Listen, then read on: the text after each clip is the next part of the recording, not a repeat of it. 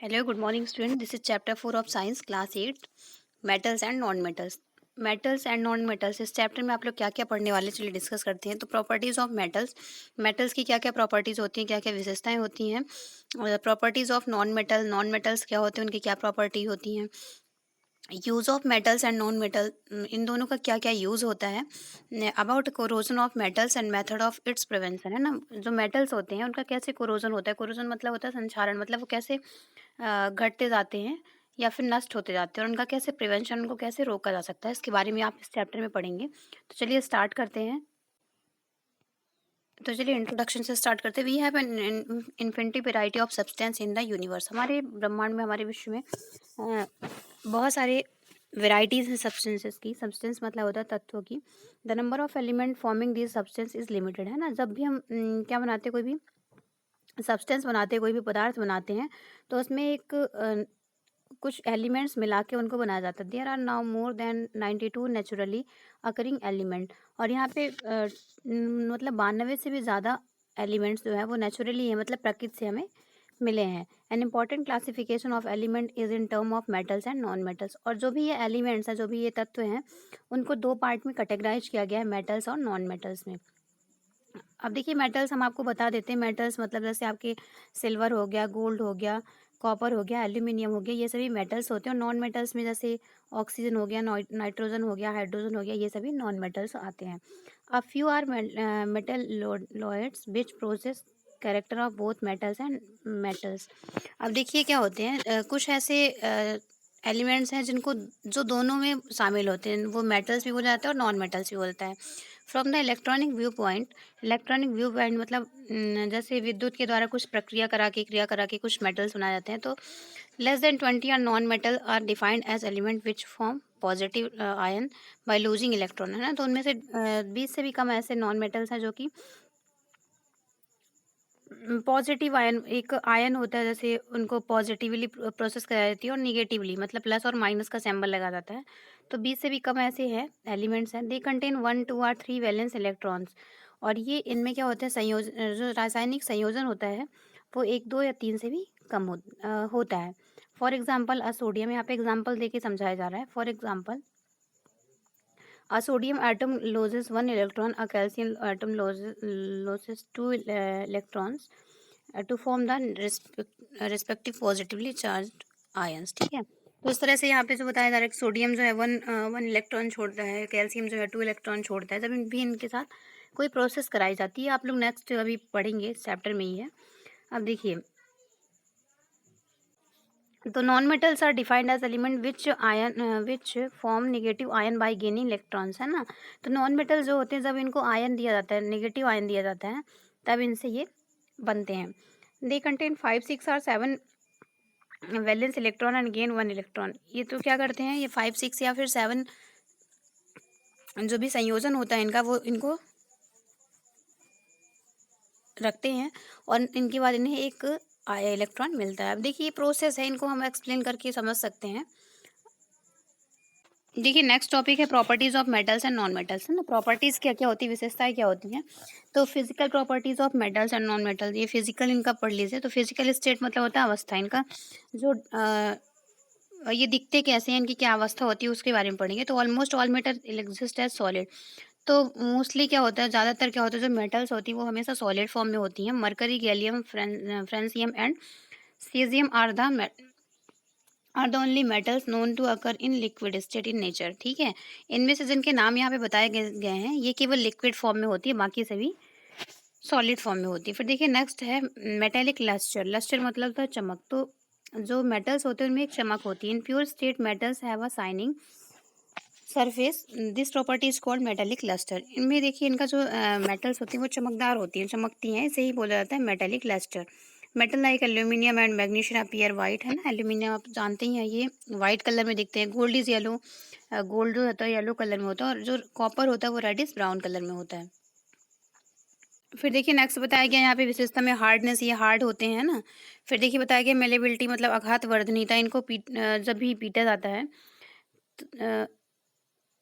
जिनको पीटा जा सकता है उन्हें क्या बोलते हैं हम, मेलेबिलिटी बोलते हैं। जैसे लोहा हो गया है ना, आयरन हो गया, कॉपर हो गया, इनको हम क्या कर सकते हैं, हथौड़े से पीट सकते हैं। तो इसी क्वालिटी को बोला जाता है आघातवर्धनीयता या मेलेबिलिटी। फिर देखिए नेक्स्ट थिंग है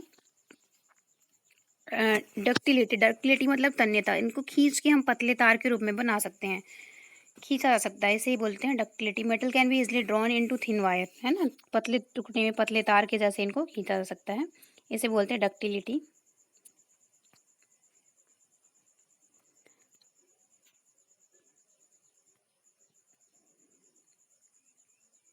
फिर देखिए नेक्स्ट है इलेक्ट्रिकल कंडक्टिविटी।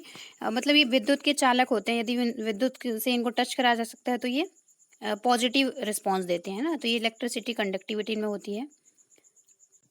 फिर देखिए नेक्स्ट बताया गया है थर्मल कंडक्टिविटी। इनमें थर्मल कंडक्टिविटी हुई होती है। मतलब जैसे थर्मल किसे बोलते हैं, जैसे गर्म, जिसके द्वारा गर्म, यदि सूर्य के प्रकाश के द्वारा बिजली बनाई जाती है उस चीज़ को ही बोलते हैं थर्मल, है ना।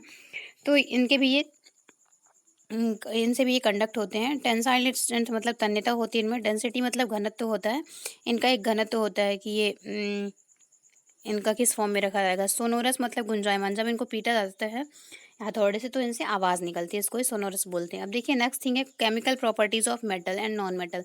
अब इनकी कुछ केमिकल प्रॉपर्टीज बताई गई हैं कि इनके साथ कैसे रिएक्शन किया जा सकता है। तो देखिए रिएक्शन विथ ऑक्सीजन, ऑक्सीजन से रिएक्शन किया गया यहाँ पे, जैसे मैग्नीशियम लिया गया और ऑक्सीजन लिया गया, तो इससे क्या बन गया, मैग्नीशियम ऑक्साइड बन गया।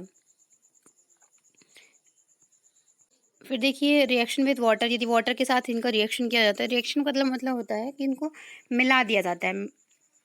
फिर इसको चेक करते हैं कि इसमें क्या क्या पार्ट आया है। देखिए जैसे सोडियम लिया हमने और वाटर लिया, है ना। जब इन दोनों को मिला दिए तो क्या मिला, सोडियम हाइड्रोक्साइड एक हमको मिल गया, सब्सटेंस मिल गया, और अब उसमें बच क्या गया, हाइड्रोजन बच गया। ठीक है, तो इस तरह से ये प्रोसेस कराने पे आपको समझ आएगा। अब देखिए नेक्स्ट टॉपिक यहाँ पे बताया गया प्रॉपर्टीज फिजिकल और केमिकल, है ना। यहाँ पे नॉन मेटल्स और मेटल की प्रॉपर्टीज बताई गई हैं। तो फिजिकल प्रॉपर्टी क्या होती है, जनरली सॉलिड फॉर्म में होते हैं मेटल्स, है ना, और non metal solid liquid gas तीनों में होते हैं। फिर ये लस्टर्स होते हैं और ये लस्टर्स नहीं होते हैं। जनरली हार्ड होते हैं और जनरली क्या होते हैं, सॉफ्ट होते हैं, मतलब कंपैरिजन सॉफ्ट होते हैं। और केमिकल प्रॉपर्टी क्या होते हैं, generally from basic oxide with oxygen, है ना। इनका जो केमिकल रिएक्शन होता है तो इनसे ऑक्सीजन या ऑक्साइड का रिएक्शन होता है। और ये क्या होते हैं, from acidic oxide with oxygen. यहाँ पे एसिडिक ऑक्साइड यहाँ पे मिलाना पड़ता है। Do not react with water, ये वाटर के साथ रिएक्ट नहीं करते, कोई क्रिया नहीं करती हैं। और जबकि ये hydrogen with water metals above, जब इनको क्रिया कराया जाता है तो हाइड्रोजन क्या हो जाता है, एबव हो जाता है, ऊपर हो जाता है। तो इस तरह से ये केमिकल रिएक्शन इनके हो। देखिए थर्ड थिंग बताई गई है रिएक्शन विद डिल्यूट एसिड, है ना। डिल्यूट एसिड मतलब जो घुला हुआ एसिड होता है उसके साथ रिएक्शन कराएंगे तो क्या क्या मिलेगा ना, ये बताया गया यहाँ पे। देखिए आपका नेक्स्ट टॉपिक है रिएक्टिविटी सीरीज ऑफ मेटल, है ना। यहाँ पे रिएक्टिविटी सीरीज बताई गई है।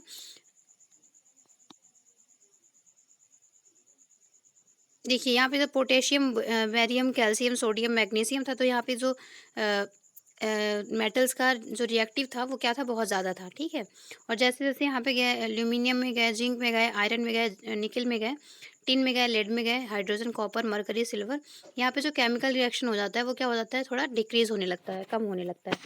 फिर जब लास्ट पे पहुँचते हैं यहाँ पे आपकी गोल्ड, सिल्वर, प्लैटिनम वगैरह में, तो यहाँ पे बिल्कुल कम हो जाता है रिएक्शन। फिर देखिए बताया गया यूजेस ऑफ कॉमन मेटल। जो कॉमन मेटल्स है जैसे एल्यूमिनियम हो गया, उसका क्या यूज़ होता है, तो आप सभी को पता है एल्यूमिनियम के क्या बनते हैं। Aluminium foil are use in packing for food stuff, soap, cigarettes, photographic films and tea leaves. ठीक है, तो एल्यूमिनियम का यूज़ यहाँ पे किया जाता है, और भी यूटेंसिल्स वगैरह बनाने में भी एल्यूमिनियम का यूज़ किया जाता है। फिर देखिए आयरन का यूज़ कहाँ किया जाता है, तो iron is use in manufacturing of rails, bridge, ship, grinders, surgical tools वगैरह बनाने में किया जाता है ना आयरन का। फिर मरकरी का यूज़ कहाँ पे किया जाता है, तो mercury being liquid at room temperature is use the thermometer, ये थर्मोमीटर बनाने में यूज़ किया जाता है मरकरी का। फिर देखिए कॉपर का यूज़ बताया गया है। Copper is a good conductor of electricity and heat. It is a ट्रेमेंडस use in preparation of electricity wire and cable, है ना। तो इसका यूज़ कहाँ पे किया जाता है, इलेक्ट्रिसिटी वायर और केबल बनाने में किया जाता है। फिर देखिए लेड का यूज़ कहाँ पे किया जाता है। इसी तरह से जिंक का यूज़ बताया गया है, ये जिंक और लेड का यूज़ बताया गया है। मैग्नीशियम का यूज़ किया जाता है being a silvery white magnet, it is use in many alloy alloy for typical sign, it is use in fireworks and in ingredient mixer, है ना। तो ये मिक्सर करने में किया जाता है, या फिर सिल्वर टाइप का इनका पतला परत जैसा होता है, इनका यूज़ किया जाता है। अब देखिए uses of common noun metal. अब नॉन मेटल्स के यूज़ यहाँ पे बताए जा रहे हैं। नॉन मेटल्स हमने बताया था, जैसे ऑक्सीजन हो गया, है ना, नाइट्रोजन हो गया, तो इनका यूज़ कहाँ पे होता है।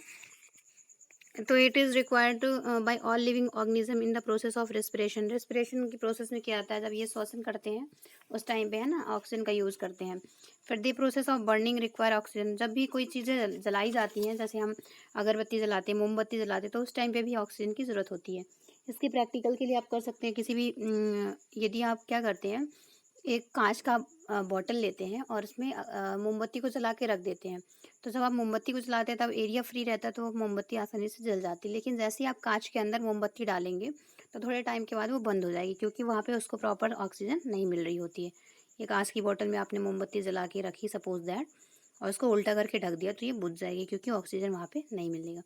फिर देखिए यूजेस ऑफ नाइट्रोजन बताया जा रहा है। इसी तरह से हाइड्रोजन का यूज़ बताया जा रहा है, सिलिकॉन का, फास्फोरस का, ये सभी नॉन मेटल्स के यूज़ बताए जा रहे हैं यहाँ पे। क्लोरीन का, सल्फर का। फिर देखिए नेक्स्ट टॉपिक है आपका कोरोजन ऑफ मेटल्स, है ना। मेटल्स जो होते हैं, धातुएं जो होती हैं, उनमें कैसे कोरोजन होने लगता है, जैसे क्षरण होने लगता है। आपने देखा होगा जो भी आयरन की चीज़ें हैं, जैसे आपने दरवाज़ा रख दिया, खिड़की, या फिर कील ही ले लीजिए, छोटी सी कील होती है, उसमें थोड़े टाइम के बाद क्या होने लगता है, जंग लगने लगता है ना। इससे क्या होता है, जंग लगते लगते धीरे धीरे नष्ट होने लगती है। तो कोरोजन मतलब होता है संक्षारण, क्षरण होना या खत्म होना। तो इसको ये संक्षारण हो गया। फिर कोरोजन ऑफ अदर मेटल बताया गया है। ऐसे ही बहुत सारी चीज़ों का मेटल्स का कोरोजन हो जाता है, संक्षारण होने लगता है। अब देखिए प्रिवेंशन का यहाँ पे बताया गया, प्रिवेंशन कैसे करेंगे, इसको रोकेंगे कैसे। तो पेंटिंग और अप्लाइंग तेल, है ना, आपने देखा होगा जब भी कोई भी लोहे के दरवाजे या खिड़की लगाए जाते हैं तो वहाँ पे पेंट किया जाता है। क्यों किया जाता है, जिससे कि उसके कोरोजन को, उसके संक्षारण को रोका जा सकता है। तो हम तेल या फिर पेंट करके रोक सकते हैं ना। फिर देखिए नेक्स्ट थिंग बताई गई है, कवरिंग विथ अनदर मेटल, दूसरे मेटल को कवर करके, जैसे हमने लोहे के ऊपर सिल्वर परत करवा दी, या फिर कुछ भी करा दिया, तो अदर मेटल लगा के हम उसको बचा सकते हैं। फिर गैल्वेनाइजेशन बोला जा रहा है।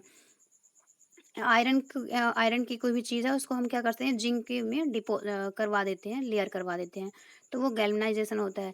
फिर एनोडाइजिंग ऑफ एल्यूमिनियम, है ना, एल्यूमिनियम की परत लगवा देते हैं उस पर। इलेक्ट्रोप्लाटिंग करवा के भी हम उसको बचा सकते हैं। प्लाटिंग का मतलब है, कोई भी जैसे चीज़ बनाई जाती है, लोहे की चीज़ बनती है ना, उसमें जंग लग जाता है। लेकिन यदि लोहे के साथ हम जिंक को मिला दें या फिर सिल्वर को मिला दें, तो उसके साथ जो इरोजन होगा वो कम मात्रा में होगा। तो इस तरह हम उस चीज़ को मिला के कोई भी चीज़ें बना सकते हैं। फिर देखिए नेक्स्ट हम कैसे बनाएंगे, यहाँ पे बताया जा रहा है कैथोलिक प्रोटेक्शन, है ना। कैथोलिक प्रोटेक्शन होता है to prevent the corrosion of metals, they are connected to more reactive metals, है ना। तो यहाँ पे क्या बोला जाता है, कैथोलिक प्रोटेक्शन का मतलब होता है कि दो या दो से अधिक मेटल्स को मिला के अभी हम इसको संक्षारण से बचा सकते हैं। फिर एलॉइंग बोला जाता है, some metals become corrosion resistant when alloyed with other metals. For example, stainless steel, which is an alloy of iron, chromium और nickel, does not rust easily, है ना। तो देखिए alloying मतलब होता है, यहाँ पे भी वही चीज़ें हैं। यदि हम कोई भी मेटल्स है, जैसे स्टील हो गया, स्टील में क्या क्या मिला होता है, आयरन अलॉय होता है, कैल्शियम होता है, क्रोमियम होता है और निकेल होता है। यदि इसको मिला दिया जाता है तो ये आसानी से रस्ट नहीं होंगे, मतलब ख़राब नहीं होंगे। तो इस तरह से ये मेथड आपकी कंप्लीट हो चुकी है, और आपके चैप्टर की रीडिंग और एक्सप्लेनेशन भी खत्म हो चुका है। आई होप सभी को समझ आएगा, तो आपको भी रीड करना है और अपने से एक्सप्लेन करने की कोशिश करना है। Thank you, have a good day.